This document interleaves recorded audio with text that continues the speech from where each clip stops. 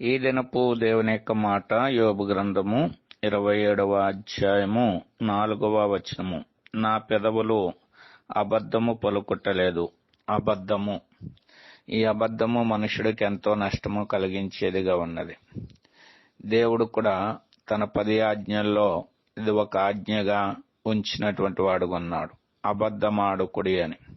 ఎందుకంటే అబద్ధము మనుష్యుణ్ణి నశింపజేసేదిగా ఉన్నదని లేఖనాలు బహు స్పష్టంగా తెలియజేసేదిగా ఉన్నది. అబద్ధము మనుషుడికి గురుడితనము కలుగజేస్తుందని కూడా వ్రాయబడి ఉంది. అంతేకాకుండా అబద్ధికులందరూ అగ్నిగంధకములతో మండే గుండములో పాలు పొందుతారు, ఇది 2వ మరణమని వ్రాయబడి ఉంది. ఈ సత్యాన్ని గమనించినటువంటి యోబు తన జీవితంలో తన పెదవుల ద్వారా అబద్ధమాడుట విడిచిపెట్టినటువంటి వాడుకున్నాడు. కాబట్టి మనము కూడా అబద్ధమునకు దూరముగా ఉండి దేవుడిచ్చేటువంటి మేలును పొందుదుముగాక.